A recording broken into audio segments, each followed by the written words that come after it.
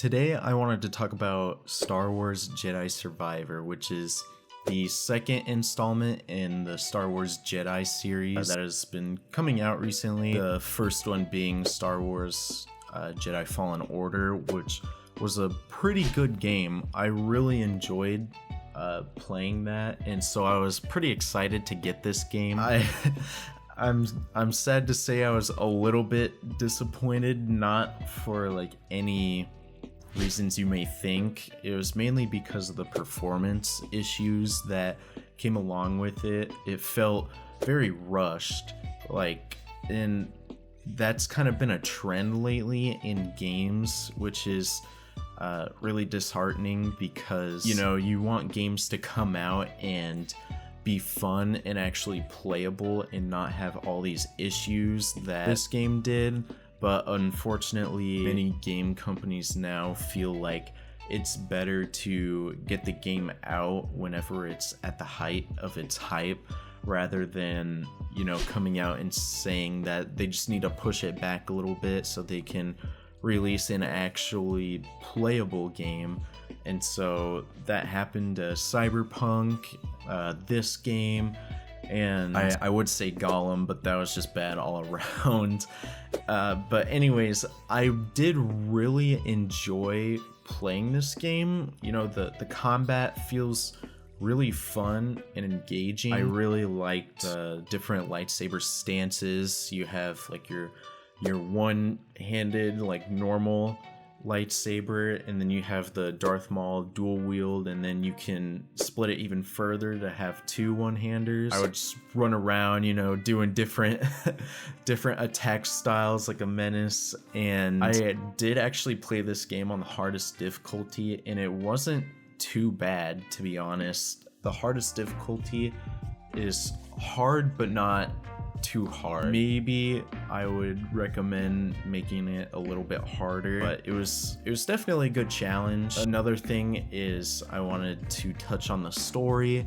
The story seems pretty engaging. I really liked it. It takes place, you know, a few years after Star Wars Fallen Order, and you can really kind of tell that because of Cal in Fallen Order. He looked like a pubescent boy, and then in this one he's more of a man with a man beard. He has some scruff on him, so he's a little bit older, and he's definitely seen some things, and you can kind of tell because he's just kind of a lone wanderer at this point.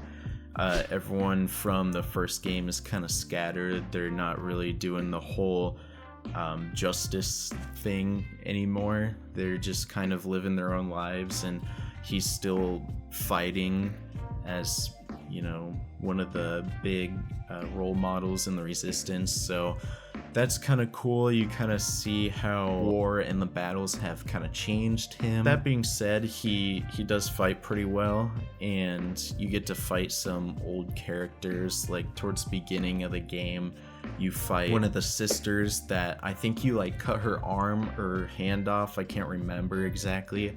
But you definitely do some amputations on her, even though you're not a doctor, and she's rightfully mad at you for that. But also she's a Sith, so, you know, no one cares that she's mad. She's always mad.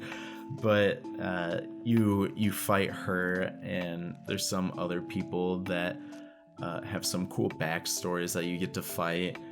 But yeah, I really wanted to give this game a decently high score because I enjoyed the combat and, you know, all the systems, the meditation system that's the same, and the story. But I just couldn't do it with all the performance issues that it had at the beginning of its launch. I didn't really have any problems with PlayStation. It ran it like an absolute gem. It was, you know, a workhorse running this game, although I did have to put it in performance mode. If I ran it in any other mode, like fidelity mode, it would drop to like probably 20 frames. So if you're playing on PlayStation, use the performance mode. It runs a lot smoother, and I can't really tell much graphically. I can't tell the difference. But with PC, it's just horrible. Like, you have to install mods for it to run correctly and actually play the game, and there was a lot of upheaval in the beginning with people buying the game and then not being able to play it. Like, even streamers and YouTubers who have more souped up PCs than probably the average player, they weren't even able to run the game. So yeah, I just wanted to touch on that.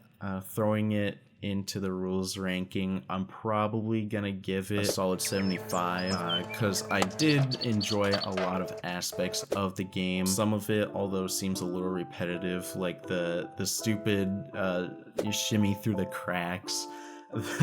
That's getting kind of annoying in games now, and especially this game kind of seems to do it a lot, and I hate that. And so yeah, that was some points knocked off for the shimmying. I don't like the shimmying, and then also the performance issues. But anyways, if you liked the video, don't forget to smash like and subscribe. It helps me out.